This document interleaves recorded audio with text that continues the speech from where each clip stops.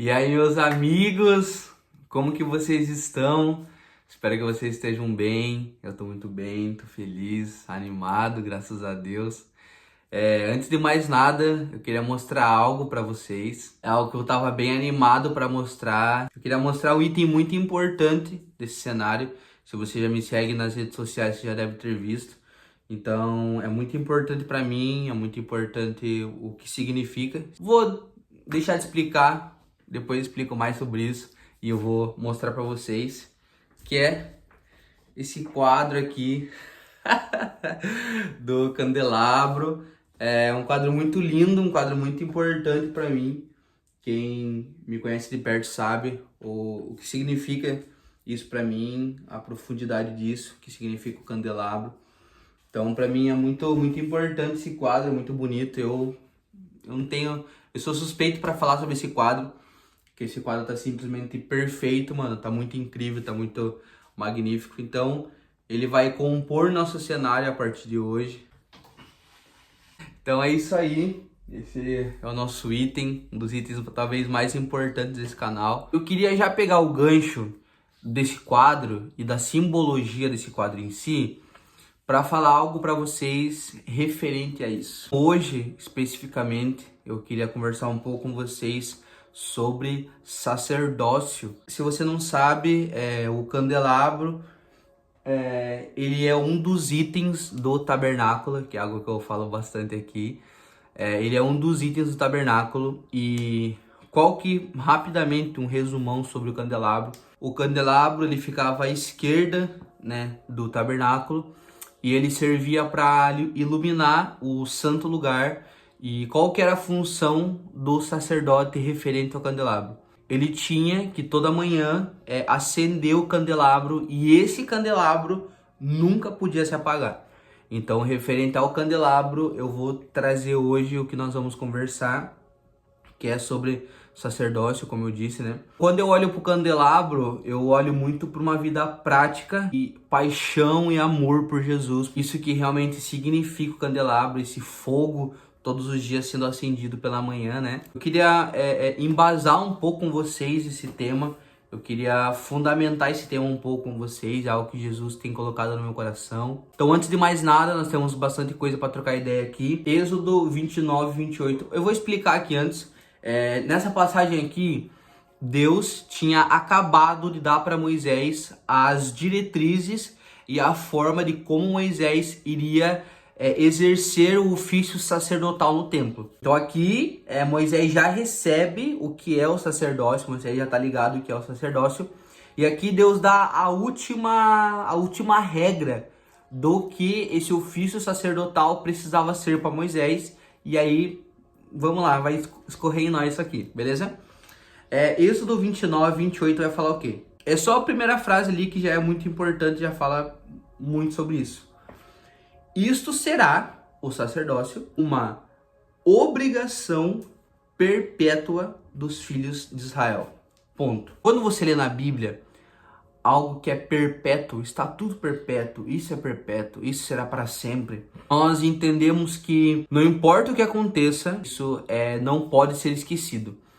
E no dia que eu estava lendo isso daqui, me deu um senso de responsabilidade, se eu posso chamar assim. Do que? Quando Deus dá o ofício sacerdotal para Moisés, ele diz que aquele ofício sacerdotal é uma obrigação perpétua. Ou seja, com a mesma seriedade, com a mesma noção, com a mesma lucidez que Deus derramou o sacerdócio para Moisés, é com a mesma seriedade que nós precisamos, de maneira perpétua, assim como Moisés, exercer esses ofícios sacerdotais, dadas as proporções hoje na nossa vida. Então, o que eu quero dizer com isso? Quando Deus dá as diretrizes sacerdotais para Moisés, ele já fala assim, ó, isso é para você entender como funciona a minha presença. Isso é para você entender como você precisa se portar na minha presença. Ok? Então nós entendemos que os ofícios sacerdotais são diretrizes, são regras práticas e claras à luz da palavra de como nós, como sacerdotes do Senhor, nós nos achegamos à presença E não só nós nos achegamos à presença, mas nós agora servimos o povo. Ok? Então, puxando esse gancho de regras sacerdotais, lá em Levítico 6,13 vai falar que o fogo arderá continuamente sobre o altar e ele não deve ser apagado. Esse altar ficava lá no átrio, então o sacerdote também era das funções que era fazer com que aquele fogo também não se apagasse, sempre colocasse o fogo naquele altar. Então tá falando o quê? O fogo arderá continuamente sobre o altar e ele não se apagará. Isso serve também para o candelabro. Quando nós falamos sobre fogo, nós falamos sobre vida com Deus, nós falamos sobre paixão por Deus. Quando você olha para o candelabro, cara, o candelabro ele não deve ser apagado. A minha vida em Deus, o meu coração em chamas, ele não deve ser apagado. Como eu falei lá, que em Êxodo vai falar sobre um sacerdócio perpétuo. Quando a gente olha para 1 Pedro 2,9, a Bíblia vai falar que nós somos geração eleita e sacerdócio real. Eu começo a entender que a minha vida, ela não pode ser, sabe, eu gosto sempre dessa palavra, é uma vida a esmo. Por quê? Porque o sacerdote, logo pela manhã, quando ele acordava, ele já tinha consciência do que, mano, eu preciso ir pro tabernáculo pra acender o fogo e tudo mais. Então, quando eu acordo, eu não posso, mano, beleza, mais um dia e fé, segunda-feira, e, mano, vamos viver. Não, mano. Eu tenho uma consciência, eu tenho uma lucidez do que, cara, eu sou o sacerdócio real. Eu tenho a consciência do meu sacerdócio real em Deus. Queria ler com vocês Isaías 61:6. Vai falar o quê? Vocês serão chamados sacerdotes do Senhor. Então, falando desse fogo, é muito massa porque o candelabro no original, ele significa menorá. E menorá significa flamejar, queimar, as variações de flamejar. Isso é muito legal porque o significado puro de candelabro já é um fogo continuamente aceso na presença. Já é um fogo da presença que não se apaga. E quando a gente começa a entender quais eram as regras primordiais da época que precisavam compor o sacerdócio, você começa a entender que hoje isso está muito mais acessível a nós. Por quê? Vou novamente dar um resumão rapidinho de como eram eleitos os sacerdotes. Então, assim, existiam os sacerdotes e existiam os sumos sacerdotes. Então, os sacerdotes, eles faziam coisas a partir do sumo sacerdote.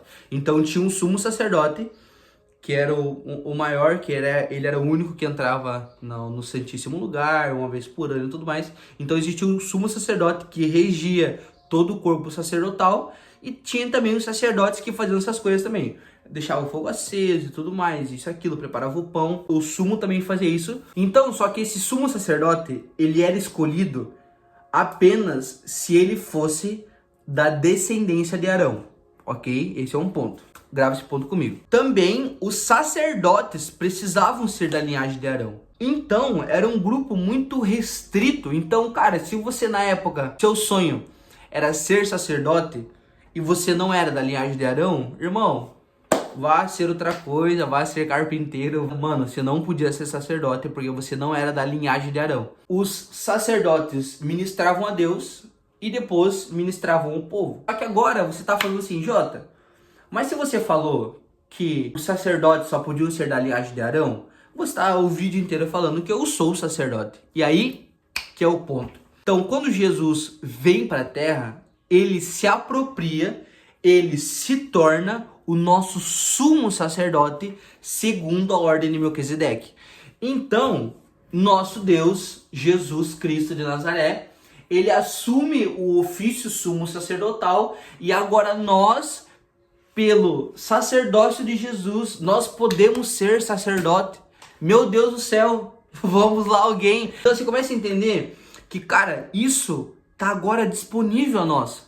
Porque olha todo o rolê que precisava ser feito só para você manter o teu coração em chamas em Jesus. Óbvio que isso aqui eram coisas reais, só que agora eu tô tipificando isso. Então agora eu preciso tomar posse do meu sacerdócio. Então eu preciso ir pro meu quarto e falar, Deus, eu tenho a consciência do meu sacerdócio. Eu sou o sacerdote. Nós precisamos ter essa consciência e essa clareza na nossa mente, no nosso coração do que, cara, Isso é uma obrigação perpétua. Vai perpetuar, mano, vai ecoar de geração em geração. O teu fogo aqui dentro de você, ele não vai acender sozinho. Essas são uma das nossas obrigações como filhos de Deus, como sacerdotes do Senhor. Então, com a mesma seriedade que outros sacerdotes ao longo dos anos, eles contemplavam o templo, eles regiam o tabernáculo do Senhor, eles regiam a presença do Senhor. Cara, isso agora é função minha, pessoal de cada um, porque nós somos tabernáculos móveis agora, só que isso é para outra história. Eu preciso realmente ter essa consciência do meu sacerdócio, ter essa consciência do meu secreto, do meu quarto de oração, da minha vida com Deus. Quando você fala sobre sacerdócio, você fala sobre vida com Deus, oração, leitura da palavra e vida em comunidade, e vida no povo, e vida em família, em vida de igreja, em vida de discipulado. Eu preciso urgentemente fazer com que o meu fogo sempre esteja aceso, que ele nunca se apague, e também eu preciso ter isso com o meu povo, isso com os meus amigos, isso com a minha igreja. Então é isso que eu queria trazer um pouco para vocês, essa seriedade do que é o sacerdócio do Senhor, essa seriedade que agora nós somos sacerdotes de Jesus. Sempre quando vocês olharem esse candelabro aqui nos vídeos, aqui no meu quarto, eu quero que vocês realmente se analisem, cara, como que tá o meu sacerdócio, como que tá o fogo dentro do meu coração, tá? Muito obrigado você que assistiu esse vídeo, pra mim é um prazer imenso falar sobre tabernáculo, sobre sacerdócio, tá? Se você tiver alguma dúvida, me chame no Instagram, me chame aqui nos comentários do YouTube, pra mim será uma honra responder as tuas perguntas. Então é isso, muito obrigado você que assistiu esse vídeo até aqui. Semana que vem estamos aqui de volta, tá? É isso, é nós, não vamos deixar com que esse fogo se apague, pelo amor de Deus. E semana que vem nós estamos aqui queimando novamente, e assim será de geração em geração até os fins dos tempos, até que findem os séculos. Amém? É isso, valeu, é nós, tamo junto e tchau!